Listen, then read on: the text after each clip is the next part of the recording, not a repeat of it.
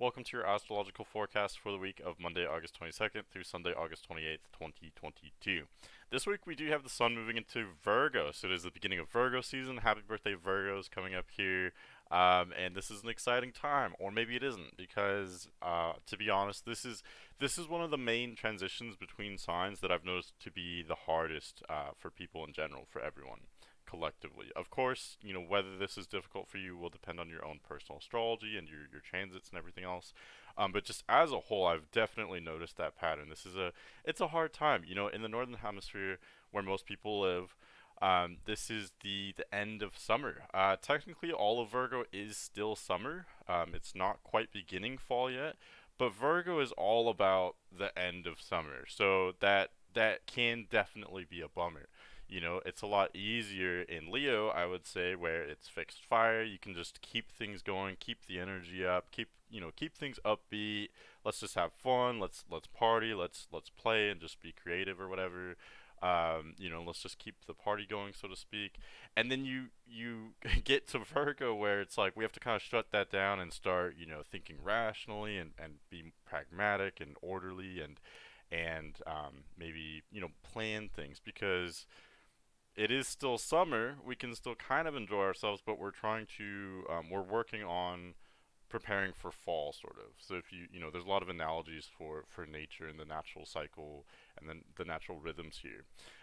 So yeah, Virgo is not initiating fall. That would be Libra's job, the next sign. But Virgo is making the stage. It's kind of clearing the space and alluding to the themes of fall.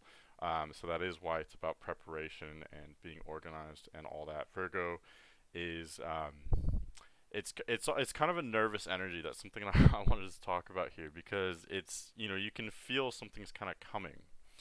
And now I'm kind of being sneaky. I'm actually alluding to some specific transits that are happening this year, not just every Virgo season. But really, this actually kind of fits very interestingly because we have some major astrological weather coming in, a storm, so to speak, coming not in the super near future, but in November, in Scorpio season. Um, and we will really start to feel the build up, and everything will start to really line up in Libra season. So right now, as we're entering Virgo season, we're we're not quite there. Like the intensity is starting to build up a little bit, but we're not having like explosions yet. That's more gonna happen in late October, going into November, if that makes sense. So right now, I think I'm gonna title this. Well, you already know this obviously, but I think I'm gonna title this like the build up continues because I talked about how the stage was being set. There's like this building up of intensity kind of happening, and I was trying to think of a an analogy or like a some kind of symbolic thing for the title or for the cover of this forecast. And I was thinking, this isn't like an earthquake, but it's just kind of before the earthquake. It's like the tremors before that. So I looked up the word for that, and I guess it's foreshock, which makes sense. It's like aftershock, but before. I get it. I don't know. I don't think I'm gonna make that the title though. But that's kind of what it's like though. It's like the foreshock. We're feeling kind of a rumbling, like a trembling. I know that there have been a lot of events happening lately. It's never a dull moment these days, and it's been that way for a long time. But still, with all that being said, we're not feeling the full extent of this. It's going to get really intense later this year, and even more so going into next year. So right now, the stage is still being set. We're kind of just feeling the rumblings here, and this really pertains to Virgo. I hope I'm tying that together for you. Virgo, like I said, it's typically about alluding to fall anyway, alluding to something, setting the stage, changing something. So that very much fits here. Later on in Libra, you'll start to see everything become more intensified. Hopefully that makes sense. This year, and these are my notes here. I don't think I usually do these on camera, but this week, other than the sun moving into Virgo, we do have some other couple headlines here. We do have a Virgo new moon at 4 degrees Virgo. So, having this Virgo new moon happening so early in the Virgo season, with sun moves into Virgo, and then the same week we already have the Virgo new moon. That is a little bit unusual. It just means that Virgo starts a little bit more intensely, more abruptly. It really, completely gets going this week, basically. So we'll really be immersed in those earthy, practical, earthy, mutable uh, themes of initiating change, sort of preparing, organizing, all that good stuff. Other than that, Mercury, which of course is a big deal since it's ruling the sun now that it's entering Virgo, Mercury will be entering Libra though. So we're already starting to get into this intensity. Like I said, Libra is really the sign where we're going to transition into some very intense times this year.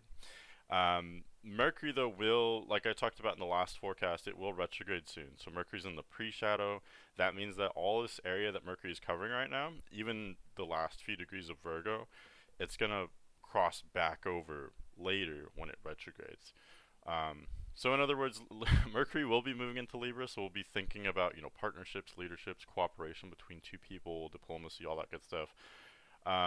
But it may not be entirely functional. There's so much new stuff happening in those kinds of areas that we're not integrating, we're not totally making sense of everything, and that's okay. That's what the retrograde cycle is for. We will go back over this later. So there could be things happening right now that you will need to go back over later. And as long as you don't see it as as an inconvenience, it doesn't have to be. It could just be, that we're meant to, trailblaze right now and go way ahead, and then it's okay to come back later and to more thoroughly integrate whatever's happening now. That's what's gonna happen anyway during a retrograde cycle, whether you like it or not. It's only if you approach everything with like a very linear mentality, generally speaking, that retrogrades become such a burden. They can actually be very valuable if we make use of them. And then the last headline I want to mention before I get into the weekly forecast, going day by day here, is Uranus will turn retrograde at 18 degrees Taurus. I kind of winced when I said that. So it's only because Uranus has been conjunct the North Node. It is totally tied into a lot of these economic changes that have been happening, not only since 2018, 2018, when Uranus entered Taurus, that symbolized increased economic volatility from 2018 to 2026, I believe. So we are in this kind of long-term, 8-year period of massive economic change and turbulence, volatility. But more specifically this year, because Uranus is conjunct the North Node, and especially like right now, we've had extra increased economic volatility and just bizarre things happening on a financial level. A lot of unprecedented, unpredictable changes. So with Uranus turning retrograde, that's kind of symbolizing a shift, a pulling back, a withdrawing. So I feel like that could be symbolic of like an economic kind of crunch. We observed the same thing happen when Jupiter turned retrograde just a few weeks prior. That was when all this talk about, are we in a recession kind of came into play. So when you have planets turn retrograde, the energy pulls in, it pulls inward. So economically speaking, since Uranus in Taurus is I see it predominantly with finances and the economy. It turning retrograde could be like kind of a pullback. It could be decreased economic activity.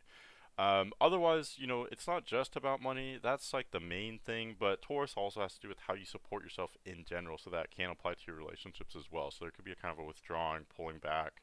Maybe let's just, be more internal, focus on ourselves. This is an outer planet though, so this is mostly applying to us as a societal kind of level. But anyway, this is kind of a backdrop energy. Don't get too hyped up on it. It's mostly a societal thing. But with all that being said, let's get into the day-by-day forecast here.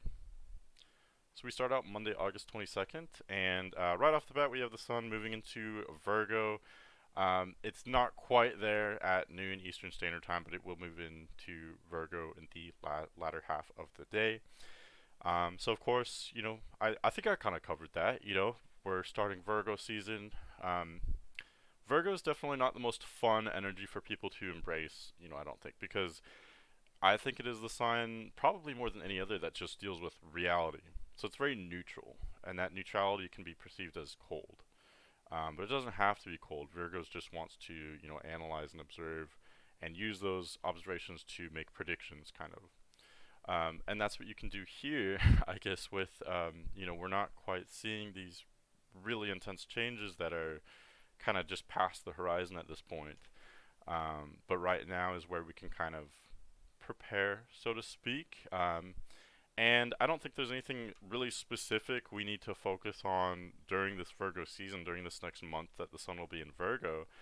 I think it's more just general. Virgo wants to be efficient with whatever it does. So that's kind of the mentality that we can embrace if we want to make the most of this Virgo season. How can I just improve on things, just be prepared or organized, think about the future?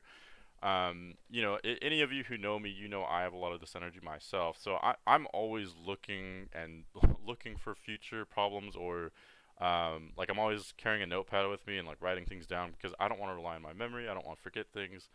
It's like I'm already foreseeing potential problems, and like, that's what you have to do with Virgo energy.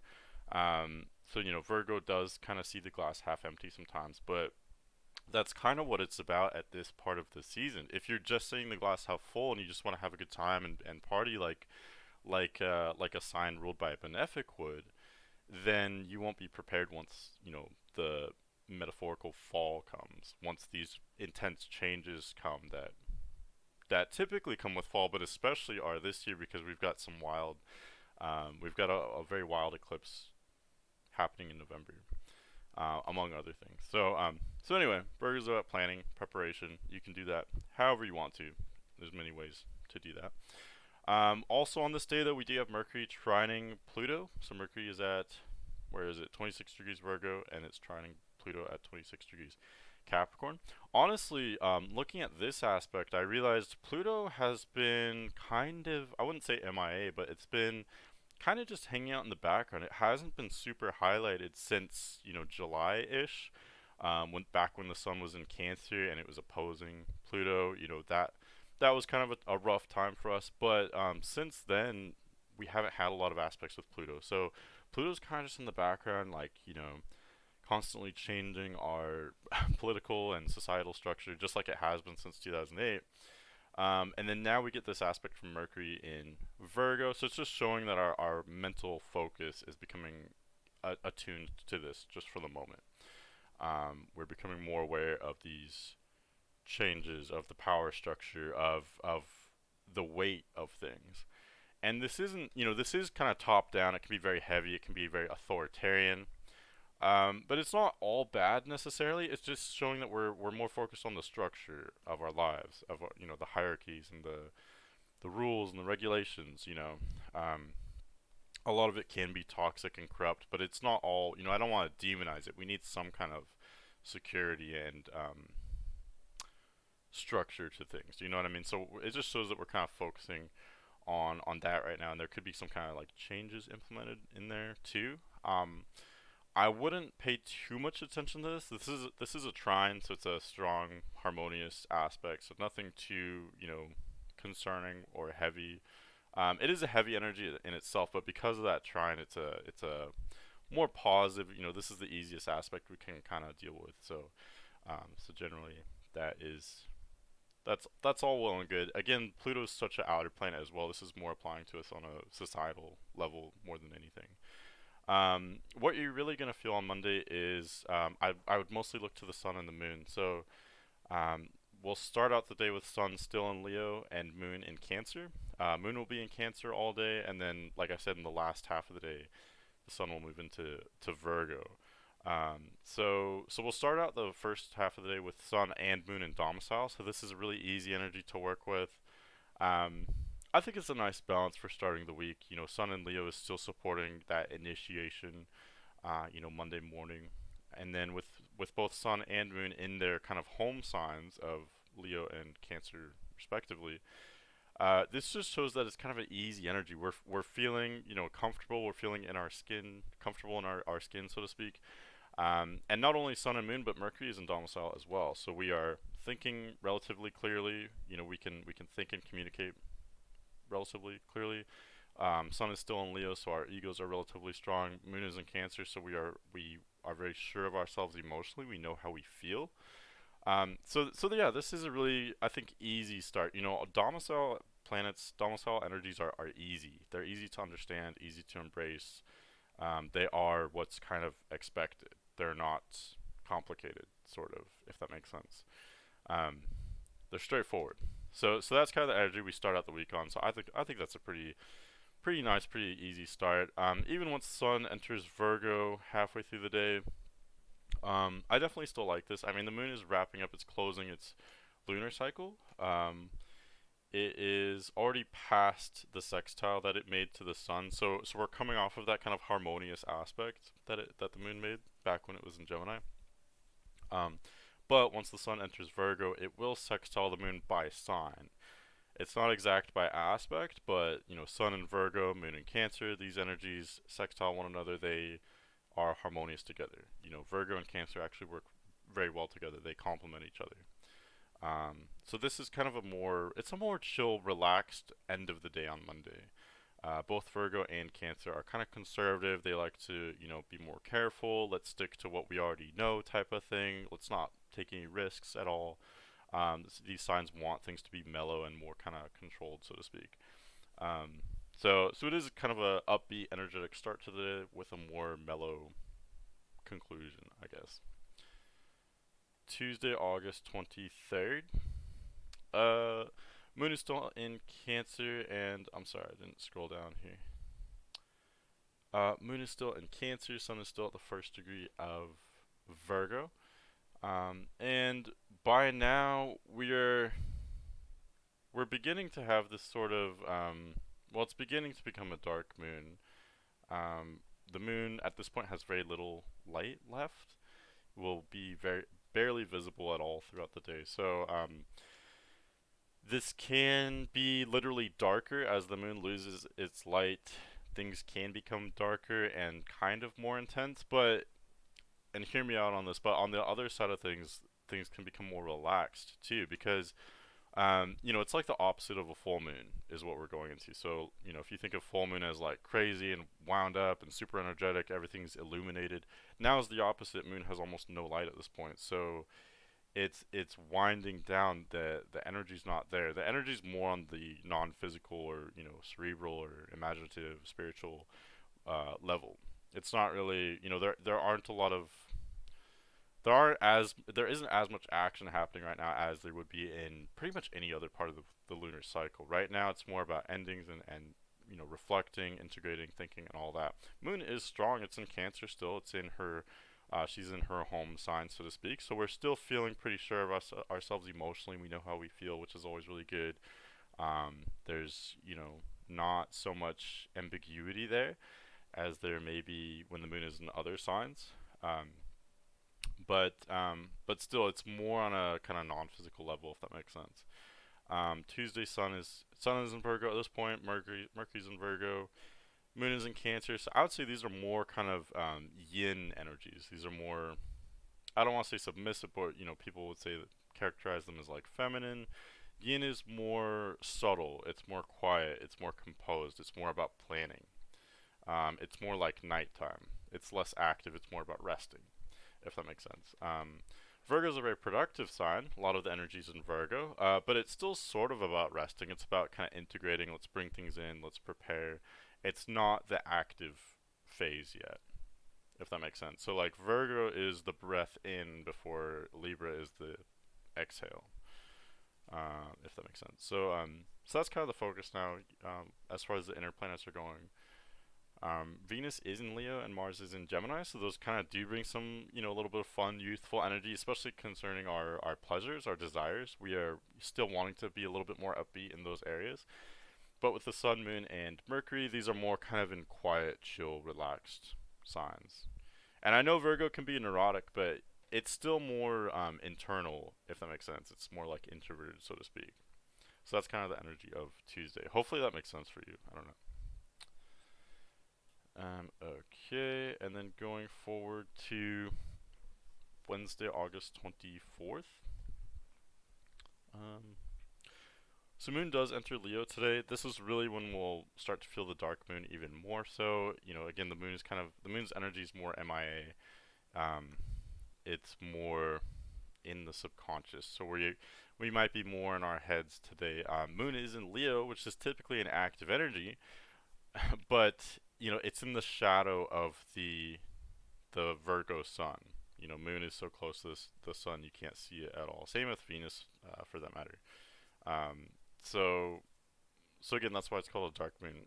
It is in Leo. We maybe it's kind of a oxymoron because moon in Leo would typically be very bold and spontaneous, very emotionally expressive. But because it's a dark moon, it is those things, but in a very internal way, which is contradictory. But that's what it is. Sometimes we have contradictory energies.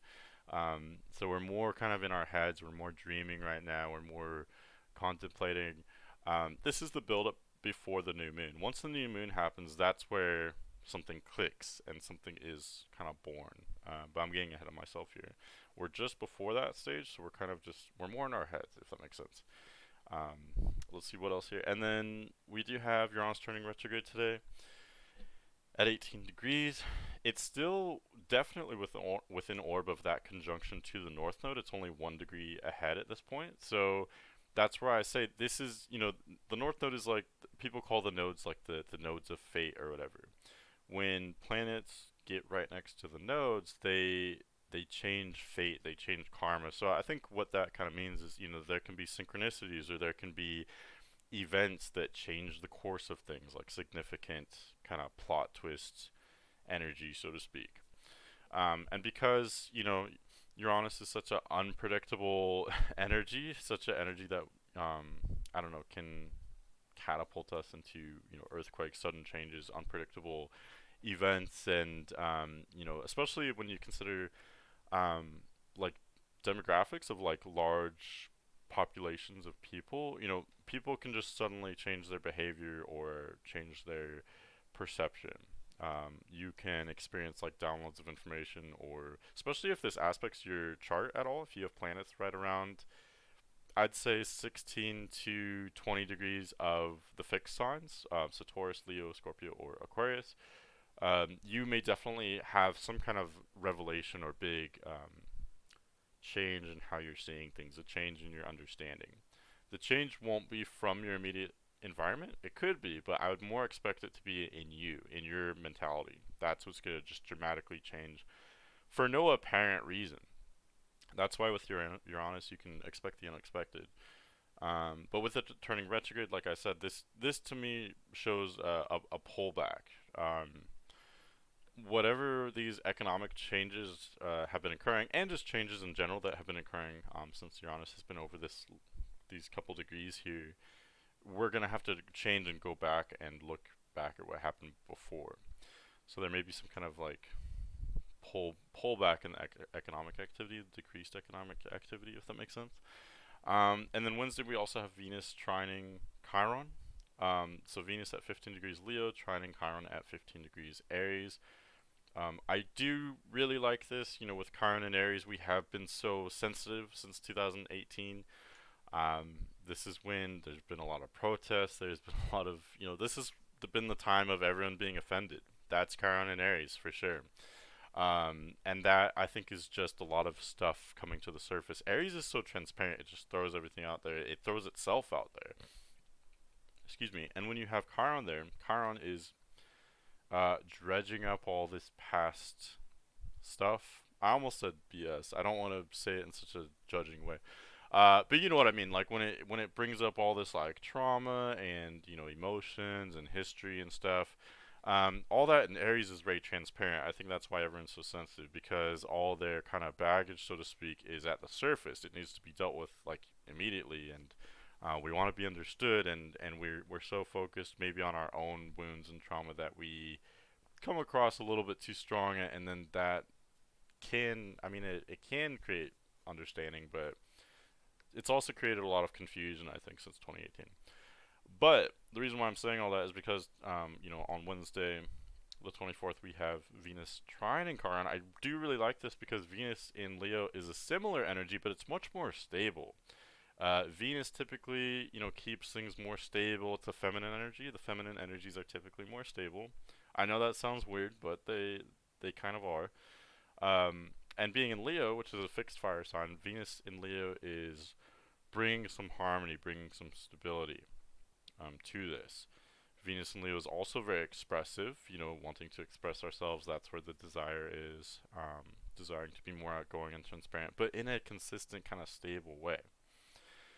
So in short, I think this aspect, it's not a big deal. I take Chiron aspects a little bit with a grain of salt because yes, they do have tangible effects, but on a day-to-day level, you will mostly feel this if you have planets in the fire signs, especially close to 15 degrees. Um, but just in general, it could be a day of like increased. This is kind of a psychological thing or a therapeutic sort of thing. So you could have maybe a deep conversation with someone, maybe help to understand someone else's past or their wounds, or maybe someone might help you understand yours, or there's something involving increased understanding, empathy, increased self-expression, maybe some kind of therapeutic or deep conversation, something along those lines. Um, yeah, that's kind of what I see for Wednesday, but as a whole, honestly, Wednesday is kind of a chill day when you have the moon lacking energy, lacking light. Things become more subtle, more easygoing, more quiet. Kind of, we're in a quiet part of the lunar cycle, so it looks relatively peaceful for to me. You do have Uranus turning retrograde, so there could be some like societal changes. I just don't think most of us will quite yet feel this on a personal level. It's more just kind of rumblings in the background, like news headlines, things like that. I don't know if that makes sense. Let's go forward to Thursday, August 25th. So Thursday, August 25th. I keep having to look at my notes. So Mercury's moving into Libra today, and let's see, and then the Moon will be crossing over Venus in Leo. So this honestly looks really beautiful to me. I really like this. We didn't start off too bad in the week, but I really do like this, and I'll tell you why. So Mercury moves into Libra. Mercury does fairly well there. It's not in domicile or exaltation like it was in Virgo, so it's not quite as strong in Libra. But Libra is a fellow intellectual sign. Libra likes to weigh things and observe things. Libra can be very objective. And Mercury being the planet of our intellect and communication, it does well in Libra. I think the only caveat is that Libra can kind of like weigh things back and forth and never reach a conclusion.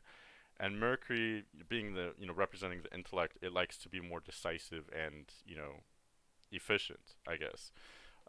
So that's the only kind of issue that can happen with Mercury and Libra, is that we can be a little bit wishy-washy, not reaching a conclusion or moving forward. But that's the only thing. This is still a pretty strong sign, I think, for us all to experience. That the communication is still good. We are in that pre-shadow, so we are going to come back over this area later. But still, as far as just feeling this on a day-to-day level, the increased mental capacity I think is still there for the most part with Mercury and Libra for sure. But why I said this is so beautiful is that Mercury's still in a decent place. Mercury is ruled by Venus, and Venus is in a good place as well. Venus is not technically in domicile in Leo, but this is a strong sign for Venus as well. And Venus is sextiling Mercury, not by aspect, but by sign, so they do have a kind of a harmonious dynamic going on. And harmonious dynamics between Mercury and Venus are really beautiful. When you have Mercury, the intellect, having a good aspect with Venus, which is more about pleasure and desire, making things aesthetically pleasing and all that. It can be a really great environment for some really positive conversations and social interactions. So, Sun's in Virgo, it's ruled by Mercury. Mercury's in Libra, it's ruled by Venus. Venus is in Leo, it's ruled by the Sun. So all three of these interplanetary energies are kind of co-ruling each other. They're all supporting each other in a kind of weird way. We still want to plan things, be organized, be practical with Sun in Virgo, but we're also diplomatic, focused on other people. We're open to other ideas with Mercury in Libra, and then we're still wanting to have fun and have a good time with Venus and the Moon, for that matter, in Leo. And especially with the Moon crossing over Venus, Moon symbolizing where we're feeling at, on the day-to-day level, is becoming infused with Venus, and Venus is a benefic. It's one of the most positive, easy energies we can possibly deal with. So this is just showing, I think it's showing a positive time, knock on wood. But I think the energies are kind of well-rounded. We are lacking water right now. We're not having a lot of water planets, so we may lack emotional depth on some things. I think this could especially be true since the moon is in its dark phase. It's almost, it's approaching the sun. So the moon's energy is a little bit MIA, since it's so close to the sun. So that emotional sensitivity and empathy could be a little bit lacking. But other than that, this is very well rounded for whether you want to have more fun and enjoy yourself or be more productive in planning. I think we're still relatively efficient. We're thinking pretty in a very fluid kind of manner, if that makes sense. Okay, yeah, that pretty much covers it. Let's go. Let's go to Friday, August 26th. Um, all right. So on Friday we technically don't have the new moon yet, but it's very close to the new moon, and that's really the main focus of the day. So the moon you can see is so close. Even by noon, it's only 8 degrees away from the sun, but it technically won't reach that conjunction with the sun for the new moon until very early on Friday or on Saturday rather. So so Friday, it's more of a build up. It's more calm. This is where I almost, a lot of these weekdays don't fit into what they're kind of supposed to be. Friday's supposed to be a day of getting off work, having fun, depending on your work schedule, obviously. But that's really not what I see this about at all. I think this is ideally, it's a more restful day. It's a more of a day about kind of contemplation and maybe relaxation, rest. So I would say, maybe some days astrologically it's a good day to go out and have some fun, go do something. Um, I don't think it's a terrible day for that necessarily. I just don't think that's what it would be best to do. It's a more low key day. I would say take it easy if you can. We can still be productive, especially with planning and organizing with Sun in Virgo and even Mercury in Libra as well. Those are supporting planning, but these aren't ambitious energies. When you're just before a new moon like this, it's more spiritual in nature. It's more reflective. It's more about planning. That's really what all these inner planets are having to do with is like planning, organizing, getting ready for future events. Even kind of integrating and reflecting can be about planning and getting ready for future events. That's kind of what the mutable signs are all about. So that's what I would say to do for Friday. I'd say if you're feeling tired, definitely don't push yourself to like go out and be rowdy or anything because I just don't. Unless your astrology is a very particular way, I just don't see that being Friday. It's more of a relaxed day. Okay, and then let's go forward to Saturday, August 27th. So today we finally have the new moon. It technically happens very early in the morning. Moon actually enters Virgo very close to midnight. It looks like just before midnight on Friday Eastern Standard Time, and then very early Saturday morning we technically have the new moon. Like I said, new moons are subtle, so it's not like this isn't an aspect that you'll feel like right after midnight. You just wake up in your bed and just you're like, oh, the new moon just happened. It's really not like that. The moon's energy is MIA. You can't see it. That's the whole kind of point. So that's why I say like there is a beginning, but this beginning is not physical in nature. The moon's light is not there. There's a very clear analogy I think between the level of activity and energy and the moon's light. At this point, there's no light of the moon. There's like zero energy. But the point where there's zero energy is the true beginning because once you start building on that, something has already begun.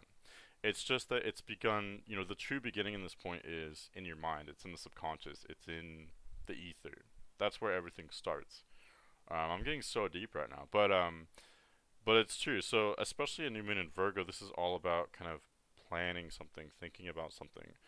The true initiation in terms of like, physically, the physical action, physical implementation or beginning really kicks into gear on the first quarter moon, which will happen 1 week after the new moon. That's how it always works. So right now, yes, it is a new beginning. It is a new moon, a new beginning in Virgo. So it could be a good day for maybe thinking of a new and better way to be more efficient or to plan something or organize something, or something new to like learn about, a new subject. manner or a new way of kind of thinking about something or a new approach to something. You know, Virgo is all about fixing, improving, um, something like that. Virgo's not the best sign for like thinking of a whoops thinking of like a new idea or a new invention. It's more about just taking what we've already been doing and improving on that, refining it, things of that nature. So that could be something, you know, these are the areas where you could have maybe a new idea just kind of starting to form, you know. The new moon is like where you plant the seed. It's not where the seed is sprouting or you're, you know, it's harvest time. You're just planting the seed. So you can't even see the seed. It's underground. It's just barely started to grow. You can't see it yet. So that's what we're experiencing on this Virgo new moon. We also have a bunch of other stuff going on. So we have Sun squaring Mars. So in other words, this new moon actually squares Mars. Mars is in Gemini at 4 degrees. It's squaring the new moon at 4 degrees Virgo. So, well, technically, Sun will be at 3 degrees squaring Mars, but this new moon is 1 degree off from squaring Mars. So this could make us feel a little bit restless. It's interesting that it's happening on a new moon. It's conflicting. That's what squares are. Mars is in Gemini, so it's saying it wants to maybe like the ambition is more social and intellectual in nature. That's what Gemini is all about. We're ambitious in terms of like sharing ideas, and we're very curious in a kind of ambitious or kind of rash type of way. And with this energy squaring the new moon, it's I almost feel like it's an instigator. Mars and Gemini is kind of instigating us or pushing us. There's this little kind of edginess to this new moon. So what would usually be a very restful, you know, I would say the most relaxed phase of the new moon. Um, it would usually be that way, but because of this aspect with Mars, there's this little bit of like edginess there. Mars is also ruled by Mercury, and let's see. So that's interesting. Both the new moon and Mars are ruled by Mercury. So it's almost like there's a lot of mental energy. We're so immersed in our own thoughts and ideas, um, and it's like we want to improve on things, but there's this kind of just edginess there. Um, and I think this edginess is kind of subdued. It is a new moon, so it is sort of not non-physical, so to speak. Um, So I yeah, that's kind of so it's painting a picture of like um, a restful time, but it's almost like there's this kind of hint of edginess there or of provocation, if that makes sense. Um, so I'm not sure. I know this has been a little bit rambly, but I think I've explained enough. We are starting something new, some kind of new thought process. There may be some kind of irritation that has provoked this beginning. Um, I think that's something kind of fundamental to Virgo too. That Virgo can sometimes see things as being annoying or inefficient, but that's the motivation for improvement. And in this case, with that square to Mars, that's definitely the case here. Maybe there is some kind of irritation or annoyance, but that can be a good thing if you choose to, you know, rather than focusing on the irritation, just focus on, okay, how can I make this better? Maybe, you know, this isn't good enough, but that all that means is that there's some kind of opportunity here to make it better. So that's what Virgo's all about. That's what new moons are all about too. Some kind of new beginning, hopefully a new improvement of some sort. And then one last aspect for Saturday. I know this is a long forecast. I don't know what happened. But for this forecast, for Saturday rather, we have Venus squaring Uranus. So Venus is at 18 degrees Leo, where it was earlier in the day, and then it squares Uranus at 18 degrees Taurus. So when I first saw this aspect, honestly, it was a little bit sketchy to me. Not gonna lie. Venus, like have said before, Venus more than any other planet kind of rules our money, and it has a lot to do with our pleasure and desire. So it can pertain to like romance as well, but a lot of it is our finances, like the money we have on hand. And with that forms a T square with the nodes of Fate and Uranus, which is, you know, like I described, it's this awakener and it's changing our economy. You know, when that massive change to our economy makes this harsh square aspect with the planet ruling money and desire and pleasure, I think you can kind of see where I'm going with this. I could see this as like some kind of downturn or disappointment. I hate to be a doomsday sayer, so I will think of some kind of silver lining, but I see this as mostly being financial or economic, and I see it as being um, potentially concerning. But the silver lining is that what the nodes do and what Uranus does and what square aspects do, and by default what Venus is doing because it's making these square aspects, what all of these energies do is change things. And that's why it is scary to us because we don't like change. Especially when we don't know what the change is or how exactly to react to it. We don't like that because it's hard. But, what would life be without change? See how I just spun that?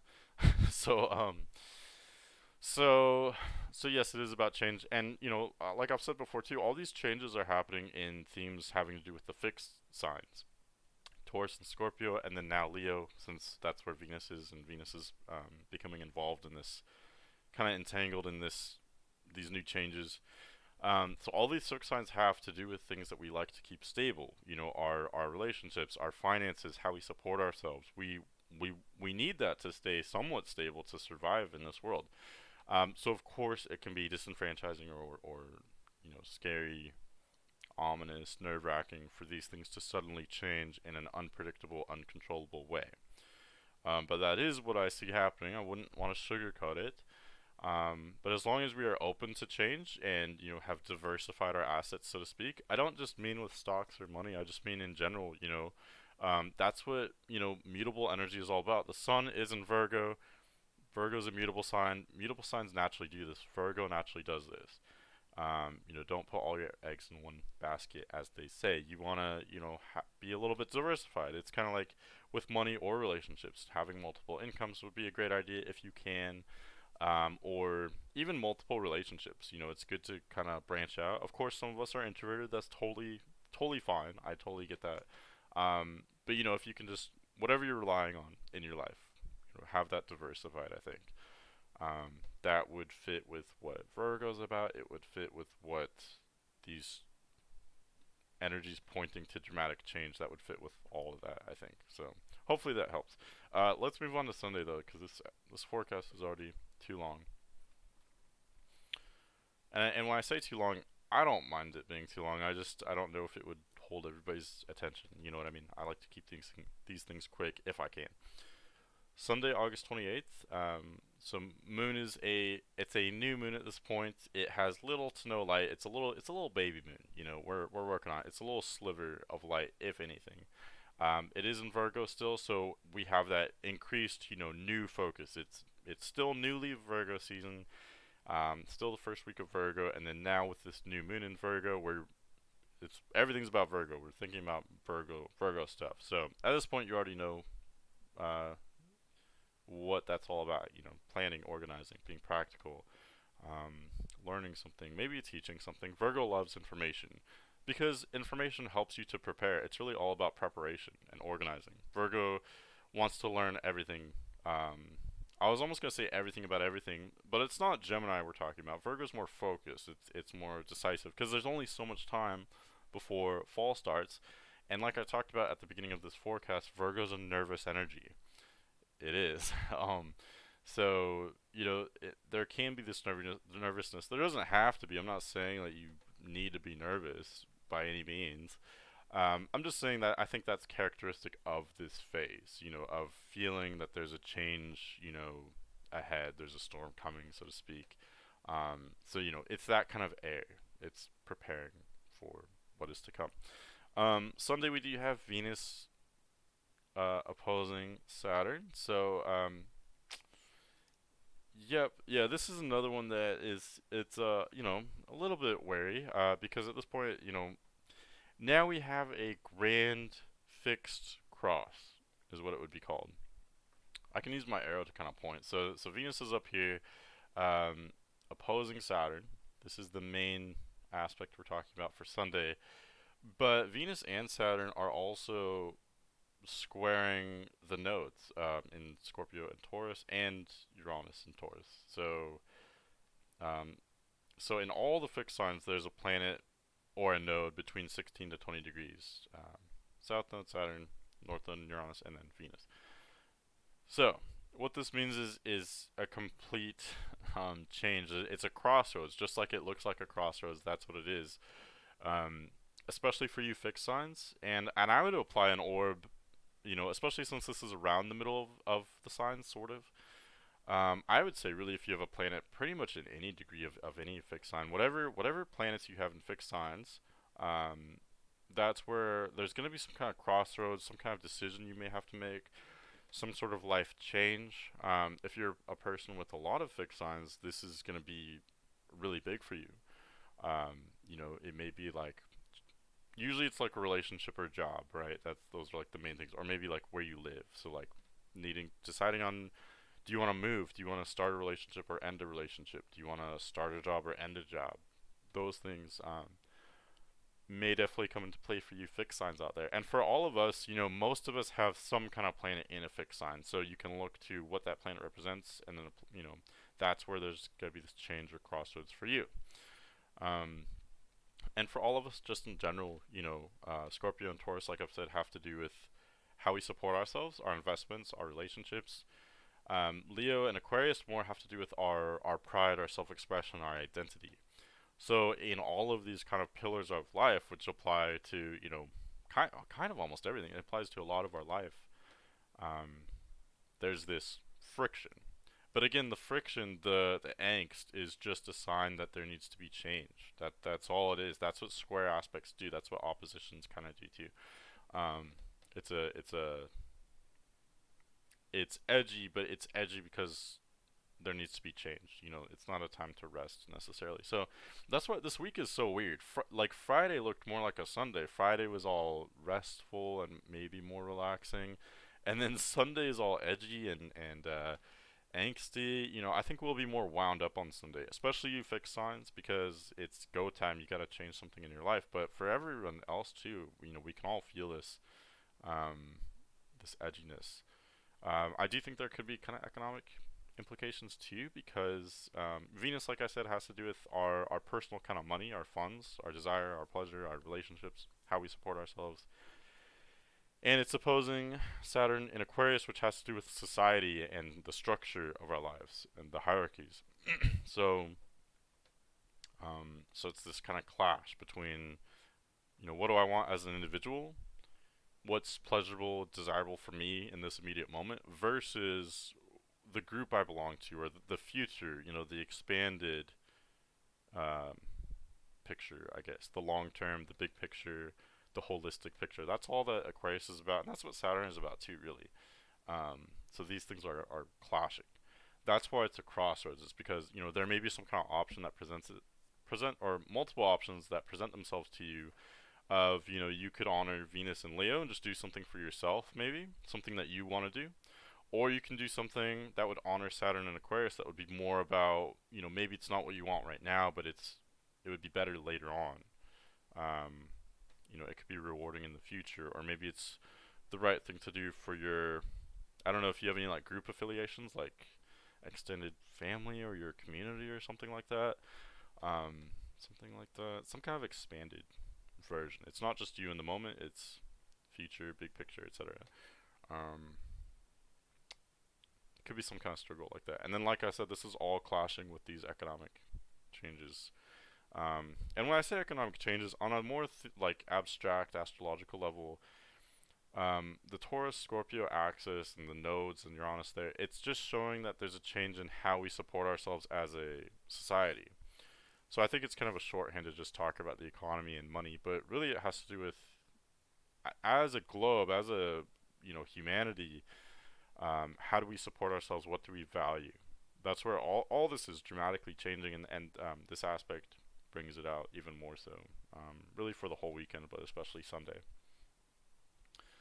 Um, so I think that should have given you a lot to think about. I know this is a little rambly, but I guess all my videos are kind of rambly. But yeah, it's a weird week. It's a weird week because typically new moons are so relaxed. I know I kind of already said that, but then we've got some aspects kind of stirring the pot here. Um, bringing some angst into things. It's definitely a time of change. Not what better way to symbolize that with Sun and Virgo, I know a lot of people maybe are surprised that Virgo is a mutable sign since Virgo loves routine and consistency. It's mutable Earth, but Virgo is about change. It's constantly improving things, and when there's nothing left to improve on, and things become truly consistent and things become stable, Virgo it just breaks down Virgo. I've seen this happen with Virgo people, with multiple Virgo people. It's like there's no point anymore. They just kind of give up. They don't know what to do with stability. So this energy is all about getting ready for change, improving things. And that's like I was saying that it's not just the Sun in Virgo that has to do with that. There's a lot of aspects right now symbolizing change. So this week does look intense. There are a lot of intense changes. But I do want to stress that like this is not the most intense time. This is the time for preparation for what is to come. I'm gonna leave it at that. I wish you guys well. Next week we have a quarter moon in Sagittarius, so that'll kind of rile things up a little bit. Nothing too major. You got this. You got this. You're good.